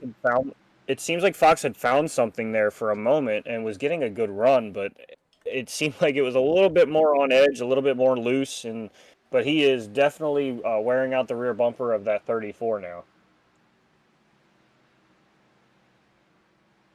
Interesting battle here for 7th. Senesac and Brower, both drivers who are strong up front, who had problems. Both inside the top 10, making a strong recovery. Brower now back to the bumper of Orsini. Gonna try to get him a little bit squirrely coming through these corners. Yeah, and I had mentioned, Brower needed a caution, and I think that just kind of fell in his lap. And he's hungry. I mean, he was probably writing himself off for this race. Not quite being out of it, but needing a lot of help. But he's gotten most of that car fixed up, and he's making a strong case for himself right now. Fox to the inside for the race lead. Brower had a problem coming up off of 4. It seemed like he downshifted, but here comes Fox looking to the inside of Caldwell. He's going to dive it into 3, slide up the racetrack, but Caldwell able to utilize that racetrack up on the top side. Across the stripe, it was the 34 of Caldwell that time, but Fox looking strong on the inside, wants to get this job done. He's going to slide up a little bit. Nose is out front down the back straightaway, but here comes Caldwell fighting back. Jordan, this is what we love to see at a short track. I mean, absolutely. And like I said, you missed a good one last week, but we're here for this one. And, they're showing why this is, a fun series to be a part of. Absolutely incredible as there's contact coming up off of 2. Sideways gets Fox. Caldwell got into the back of him, and here comes Dobbs. Couple of teammates trying to work over that 73 of Fox up on the top side. Now that 73 has that outside line where he can use a little bit more of a drive off. I think it's going to help him out a little bit more than Caldwell. But, having a teammate behind you is definitely going to cause that 73 problems. Yeah, you see Dobbs getting down to the inside now of the 73, coming up off of 4, though. The run stays with that Walmart delivery machine up on the top side. The 73 of Alan Fox has a strong run. He's driving it in deep along with Caldwell, rather. They're still side by side. And as these guys fight super hard like this, Dobbs might be in the best position with these tires. He's just sitting here slowing down, watching these guys race, figuring out which lane to go in. But he's definitely not driving as hard as either one of these two up front. No, these guys are pushing it, and, it looks like Caldwell is kind of taking that Alan Fox line where he's kind of cutting it on the exit of the corner, kind of drifting up a little bit to kind of push Fox out of line and then cutting that corner. Almost contact there coming up off of 4, and I gotta wonder, is that potentially by design that a Fox put the 34 into a line he's not comfortable with as they make contact and door bang down the back straightaway. Here comes Dobbs making it 3 wide for the lead. He's going to get into his teammate's door, and that's going to allow Fox to get out front for the race lead. And wow, I mean, I just did not expect 3 wide at a short Oh, and track. Dobbs gets into the 73. I'm at a loss for words. I can't even get my words together on this. Up the racetrack goes Fox. Those tires are hot. He's going to have to settle down for a little bit, but Dobbs utilizing whatever he needs to take over the race lead. Now Caldwell and Fox are side by side for second. Caldwell loose coming up off of 2, and it seems like Dobbs just got around this battle and didn't do anything to change it. Yeah, he was sitting behind it and just watching it, and then he saw an opening, decided to take it 3 wide, and said, you guys can do the same thing you were doing. I'm just going to be out in front of you now. Absolutely fantastic stuff as now Alan Dobbs holds on to the race lead with just 23 laps to go. No, 13 laps to go. This race is 3 wide again. So good. 3 wide for second place. Oplinger looks down to the inside of Caldwell. Nothing doing there. We've got 13 laps to go this time by. This racing's so good. We forgot to look at the lap counter. Oplinger trying to figure out a way through. Dobbs has not been able to drive away from this group, though it seems like he's able to now. Yeah, these guys are definitely on edge, you know, trying to use up every bit of track, every bit of car, and they're not giving an inch, really, as they go 3 wide almost again. They are 3 wide. 3 wide for second place. Oplinger on the bottom, Caldwell in the middle, and Fox up on the top. They stay 3 wide. A little bit of contact coming up off of the corner, but they all make it through okay. Dobbs Caldwell loves looked to like see he was this.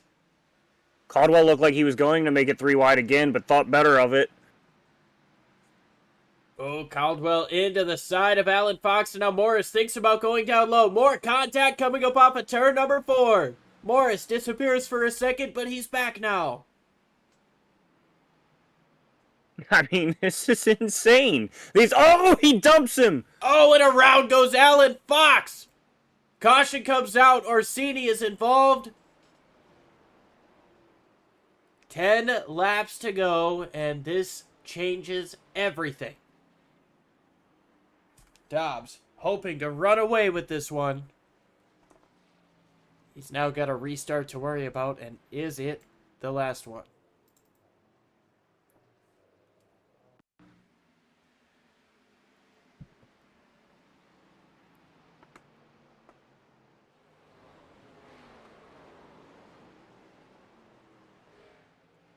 Yeah, I mean, Caldwell definitely gets into the back bumper. Yeah, and I'm not too sure. Like, I don't want to put anything out there, but it kind of looked like he didn't want to give him another inch. He just said, you know what, like, this is go time, and I need that spot. Yeah, I don't think he was shy about using the bumper, but I'm not sure that was the end result he wanted. No, you never want to wipe someone out like that. You know, it's never the intention. You know, kind of get him a little loose and kind of get him out of your way is probably more of what he was going for. But so you're saying you don't think he meant to wreck him? You just wanted to rattle his cage a little bit? Yeah, no, he just rattled his cage. You know.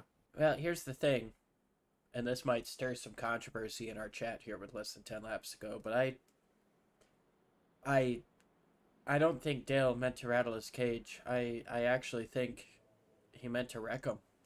Oh, 100%. I'm with you on that. But I truly believe that Caldwell just wanted to rattle a cage. Oh, for sure. Yeah, Caldwell wasn't going in there trying to dump somebody. It just kind of ended up being the end result there. You could tell by the grin on Earnhardt. He did not mean to rattle his cage. He said, you're going in the wall.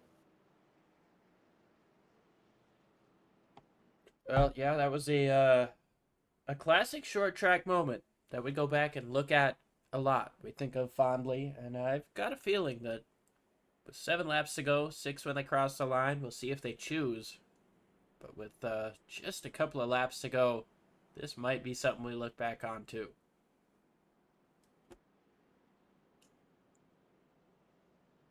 Of course, Richmond is the site of many famous moments, especially involving the Earnhardts. Dale Earnhardt wiped his windshield from the driver's door. Mm-hmm. This is also, Earnhardt got his quote-unquote payback, dumping Kyle Busch. Well, what was he getting payback for? That spring race there where he got wrecked from the race lead. But another fun Dale Jr. senior moment here is when Dale Earnhardt Jr. won this race in 2000. I think the final pass for the lead was Dale Earnhardt Jr. over Dale Earnhardt Sr.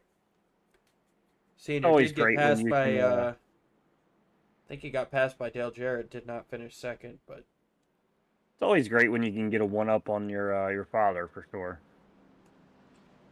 it definitely is. Although I'm at the point where a one-up on my dad is more of a one-up with my dad, you know? Yeah, I hear you. Anyways, we're doubled up here with 5 laps to go. Going to be 4 to go at the restart. Alan Dobbs holds on to the race lead over Opplinger. Then Ed Morris Jr. up on the top side. And Bryce Senesac on the bottom to make up row number 2. Matt Cochran and Jacob Brower make up row number 3. Brandon Stroher, Paul Irvin, Joe Darnell, and Ted Pullen. Jacob Jensen, Alan Fox, Frank Orsini, Daniel Grimm, Forrest Smith, Nicholas Caldwell, Josh Wren, Daniel Carlson, Lawrence Holman, Taylor Bertram. The final cars on the racetrack right now as Alan Dobbs gets ready to lead him down. 4 laps to go, 3 miles here in Richmond, Virginia. Green flag is in the air and Dobbs gets away strong. They're side by side for second place. Yeah, it's gonna be hard to track down that 38 machine. He knows how to run these restarts, and he's just got to hang on for 4 laps. It's not a lot of time right now. No, it's not, but that 51 is pushing hard. He's getting closer. Ed Morris trying to close in as well, but here comes Opplinger right up to the back bumper. They're three wide behind him.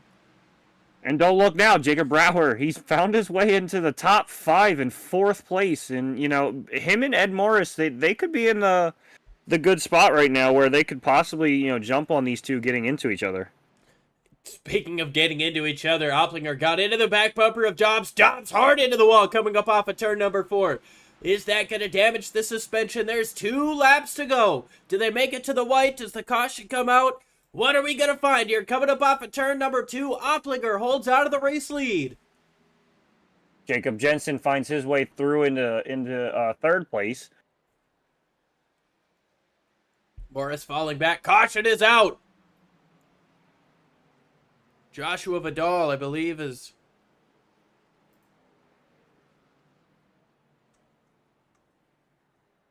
I'm not sure what the caution is for.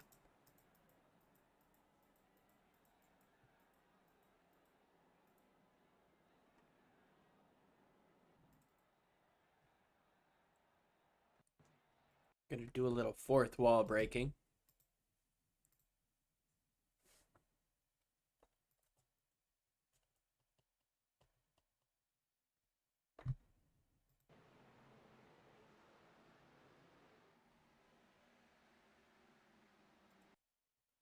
Try to find the moment of caution. Oh, there it is. The 83 gets turned around on entry into turn number 3. Brandon Storer. Good save. Yeah, that was a phenomenal save.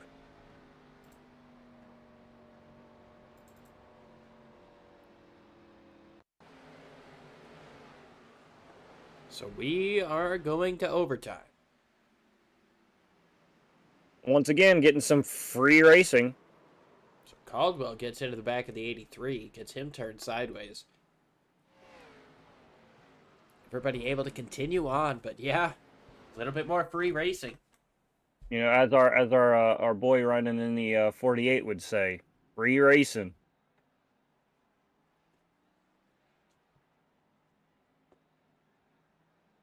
Opplinger was able to get through for the race lead. Let's go ahead and show you how that happened.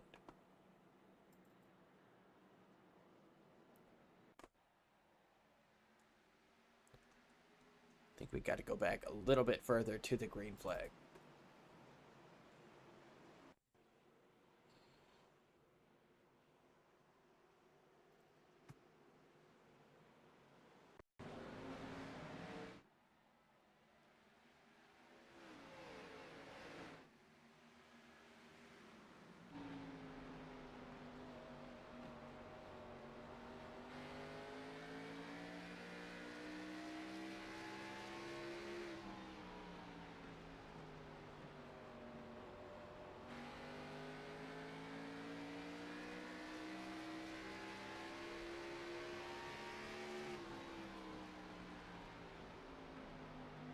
There it is.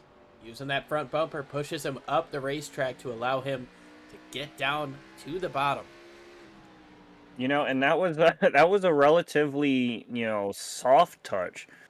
I don't think we're going to see that as much here on this green white checkered. I think it's going to be a little bit more aggressive.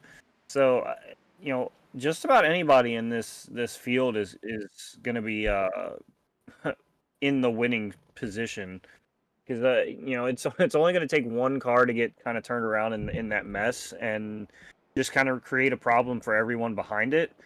And truthfully, somebody from like 10th or 11th could end up coming through a big pileup.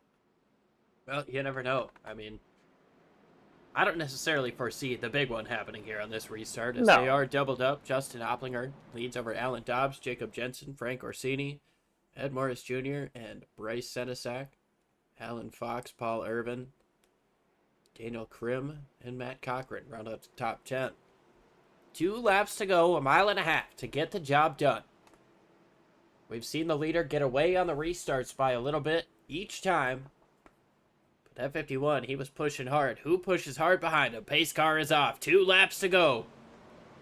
Green flag is out. And it's an even restart up front. And that's what I was saying, is someone's got to have to time the jump of the leader. Jensen tried to push it through the middle 3 wide. Nothing doing there. He's going to cut to the bottom. Take away second place, Jacob Jensen. Dobbs back into the back bumper of Jensen, sends him up the racetrack, but Jensen, he's going to have a run coming up off. There's a car length between the race leader and second place. Does the bumper come into a factor? Jensen goes wide on entry. He's going to try to cut it down. Dobbs to the back bumper of him, not quite enough. Contact down the back straightaway. It's going to be a drag race. No, not quite. Not close enough for contact. Justin Opplinger is going to come up off of turn number 4 and take the checkered flag in Richmond. I mean, just another phenomenal finish, and it's insane. I mean, they keep you on the edge of your seat, and you just don't know who's going to come away with it. Dobbs gave a little bit of a bump there to race winner Justin Opplinger. Jacob Jensen finishes second. Alan Dobbs in third. Frank Orsini in fourth. We'll let the results scroll across the top. So we watch Justin Opplinger burn it down. Gonna see if we can't talk with Alan Dobbs in just a few moments here.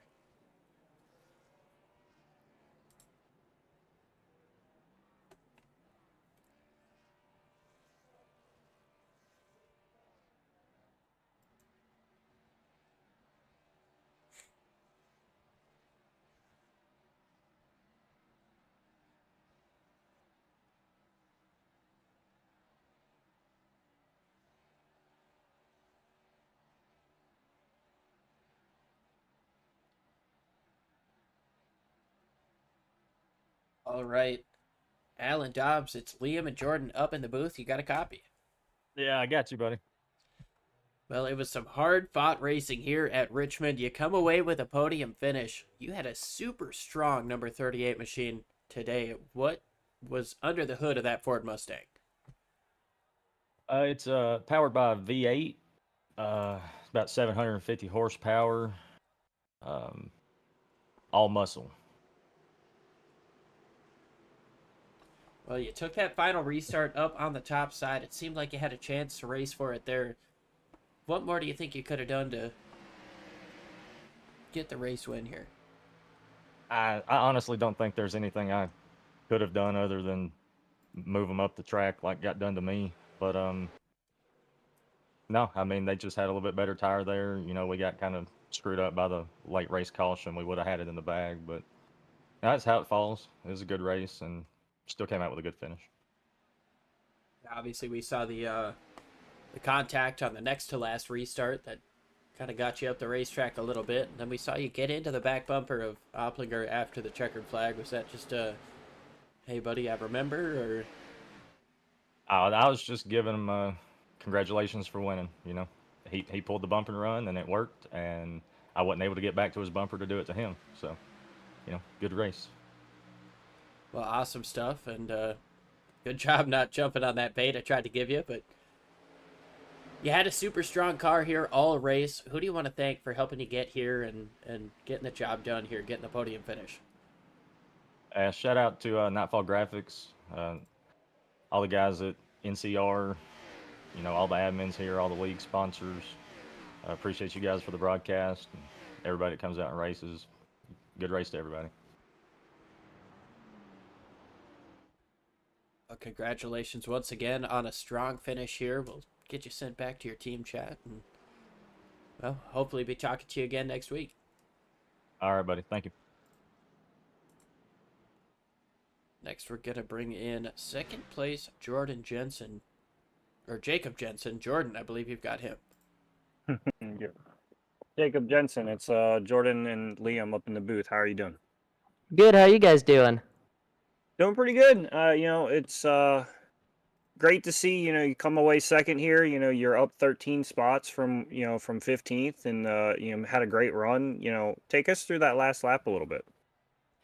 Well, I got a little coming down into one. I got a little deep and pushed the 38 up. I'm sorry to him, but I just got behind the 51, and I was thinking about bumping him, but he was just too fast for me. So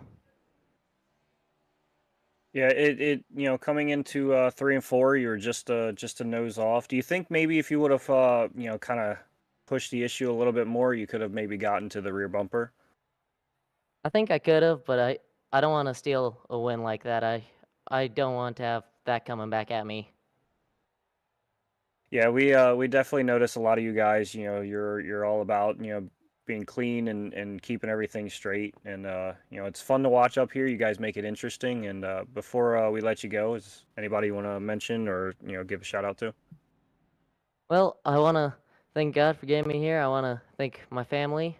I want to thank the team at HSR and all of our lovely sponsors like All Star. And I want to say congrats to David for the successful heart surgery that he had. All right, well, we appreciate you being up here, and you know, congrats on the second place. Thank you guys very much. See you tomorrow.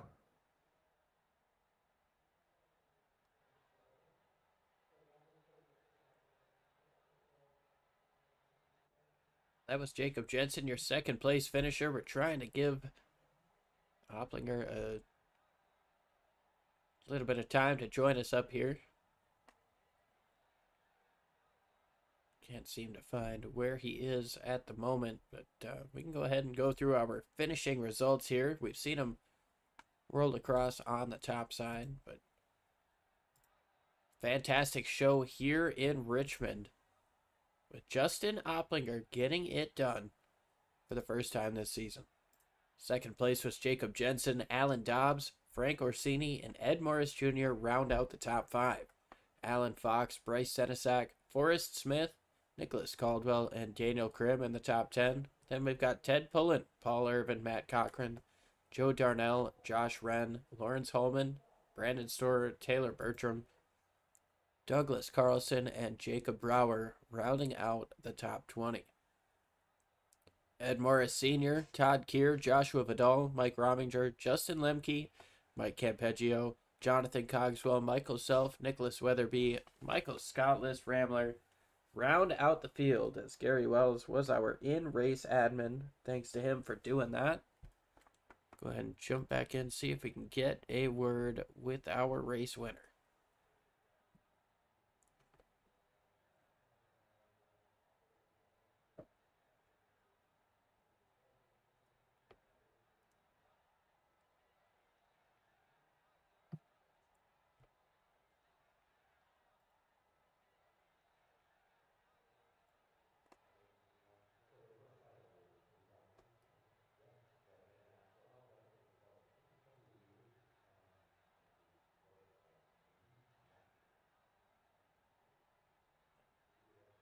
Doesn't look like he's anywhere available for us to get a hold of, so we're going to go ahead and call it there. Congratulations to Justin Oplinger for getting the win here in overtime at Richmond Raceway.